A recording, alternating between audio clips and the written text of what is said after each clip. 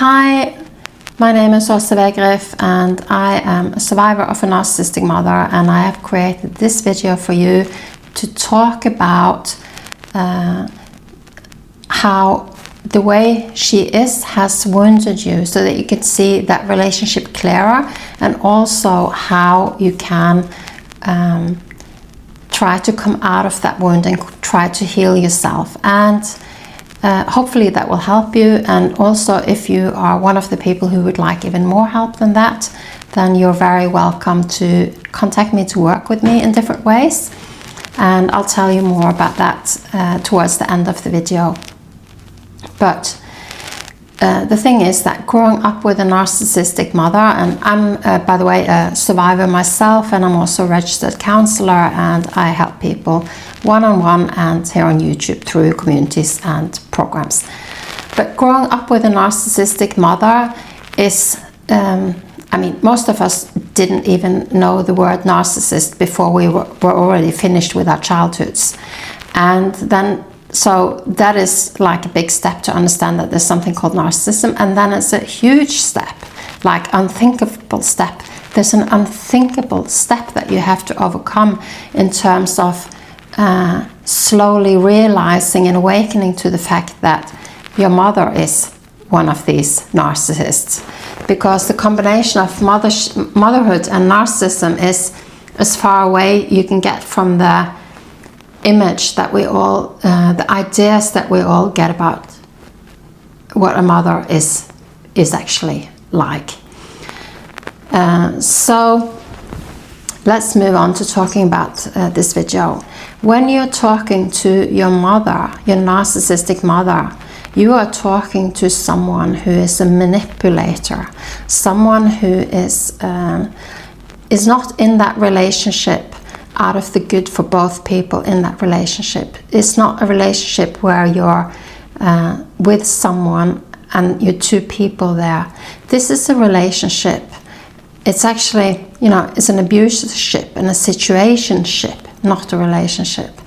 So she's there as a manipulator, and when she can, she's so skilled at gaslighting, making you confused, doubting yourself, and so on, whilst not being able to see that she's actually doing it to you. I can remember that.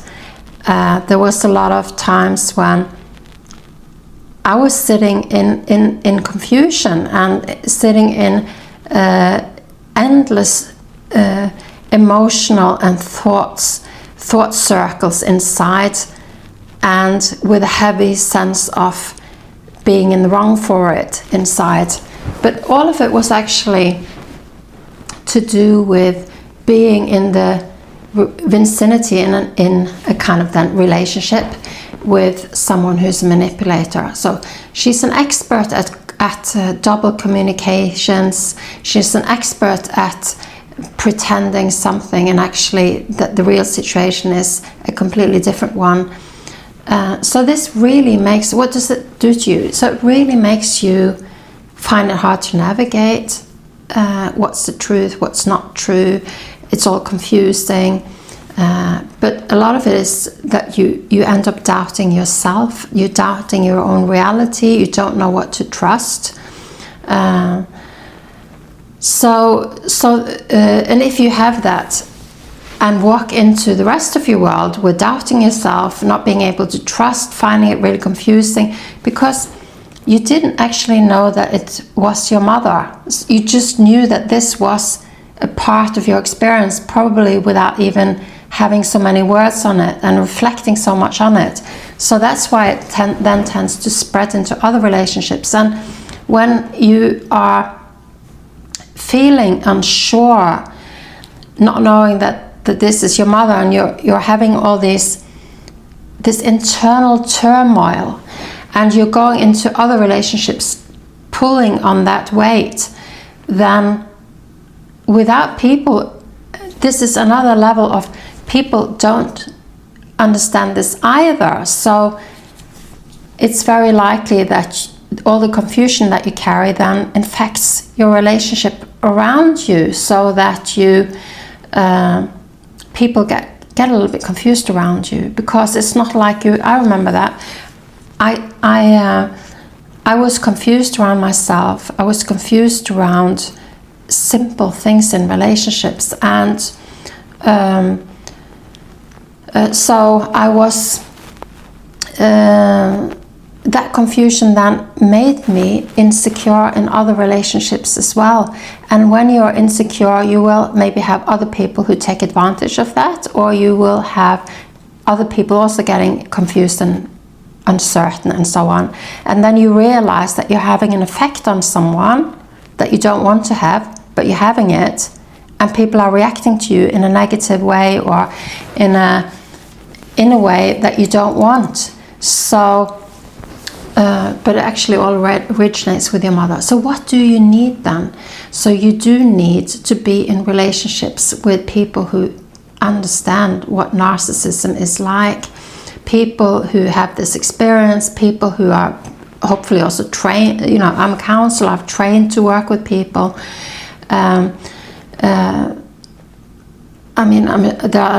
There are different coaches and helps and so on, and I don't think I should sit there and judge who's better than who, but like, get yourself into an environment with someone you feel or someone that gives you a good experience, someone who treats you well. You need to be in relationships where you can begin to trust with people who are healthy. With people who are authentic, with people who can see you, with people who can sort this out for you, what's actually going on. A lot of this is what I do as a therapist, but I'm also providing a community that I'm starting up to help you with this. Because also being around other people who are open about being in the same process is tremendously healing, because it really validates that it's not you, and it really shows you real care that you're on a journey and other people are on the same journey. That's really, really valuable. So let's go to the next point here, is that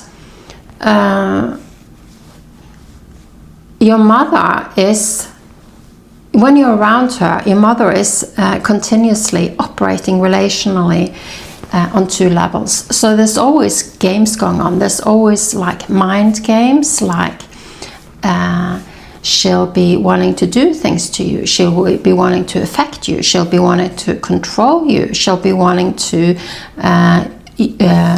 hurt you or bully you or dominate you or use you in different ways. So this is not like something that she is open about, because this is something that you feel, and other people might be standing right next to this, but they don't know that this is actually happening, or they don't want to see it, or they are afraid that they're gonna get it next. So what does this all do to you then? So it means that when somebody is sailing under the wrong flag, as in pretending to be there to be your supportive mother whilst bullying you, whilst hurting, shaming, dominating and using you, that means that you stop maybe trusting that the world is good. You stop maybe trusting that others are actually good. And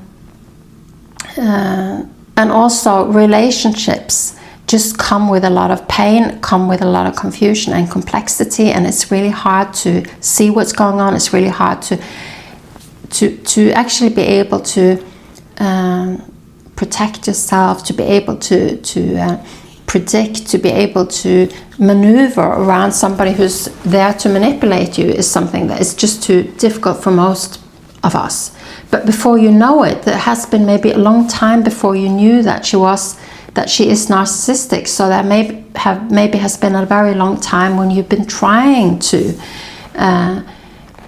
look at the relationship from a place of her being normal, and that means that you've taken ownership of a lot of things that you shouldn't have done. So, but result here could be that she's harming your trust in other people, yourself. She is causing you to have a lot of bad experiences in relationships, to be fearful, to be exhausted, to be victimized by her and re-traumatized. And also she's setting you up in a relationship dynamic like this, so this means that you might be attracting other people as well into your life who are similar, experiencing more of this.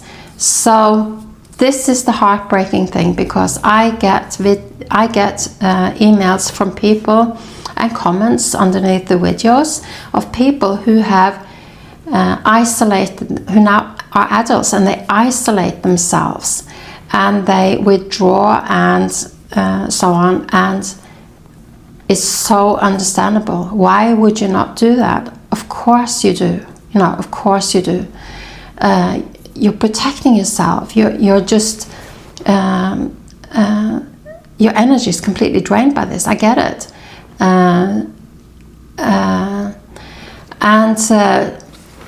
But it's heartbreaking, because it means that that's the trauma that she has managed to create in you, and you actually need, what do you need? You need people who are authentic, who can be healthy role models, who can hopefully, who understand all of this craziness, all of this mind games that you've experienced. And you need to be able to begin to separate out all of this that's going on, so that you can learn to see who's trustworthy, who isn't, and how you can maneuver in relationships in the world. So you need probably somebody who's walked that path ahead of you, and an environment of people who are in a similar process is always a good thing. You need to have your experience validated. It's real.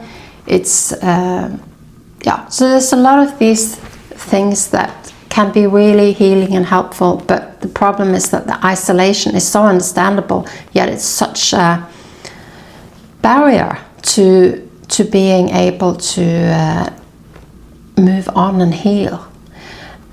So the best advice I can give there is maybe seek a group, being in a group or being with people who get this injury. That's your best option, I think. I myself had a therapist who really helped me by offering this. So it can be therapy, it can be coaching, it can be other kind of communities. But it is relationships which are healthy that will help you heal. So let's look at a third way. This is not an exhaustive list, but when you are continuously shamed and scapegoated by your mother, you are to blame for everything, even if you don't have anything to do with something. You're in an environment where everybody blames you, where everybody thinks you're the problem, you're wrong, you're no good. Then it means that your self-worth is injured. It means that you get shame out of proportion. It means that you become over-responsible. It means that you will be triggered by heavy shame in all kind of circumstances later on, when it's really not your fault at all. This is another good reason why people isolate later on. Because it's so hard to understand it, it's so hard to know how to deal with it, and it's it's a way of protecting. Shame is such a tough topic that it's probably better to be in a relationship with other people who have similar experiences, because they can really get it. They can really help you. I know that people heal when they actually are in a safe enough environment where we can talk about shame, where one can be a little bit open about it, at least a little bit in the beginning, where one can really look at how we were shamed, because that can really shift the shame out of you and into where it actually belongs, with your mother. So what can you do about this? So you can get in touch with me by sending me an email if you're not sure about, you'd like help and you aren't sure what to do. I also have one-on-one just coaching sessions that you can book with me. There's a set of 5 coaching sessions. There's just some available right now, so you can check it out and you can order that, and then we can have a set of 5 sessions together, which can really help you to look at your own story, look at your own problems, and put pieces in the right place for that. One-on-one is the more costly version, but then I'm building a community, and I have a healing journey program that you can join the waitlist for when it's going to start again for the second time. And yeah, get in touch with me, and I'd love to be of help to you. So hope to, if you liked this video, then please subscribe and or like, and I hope to see you again. Bye bye.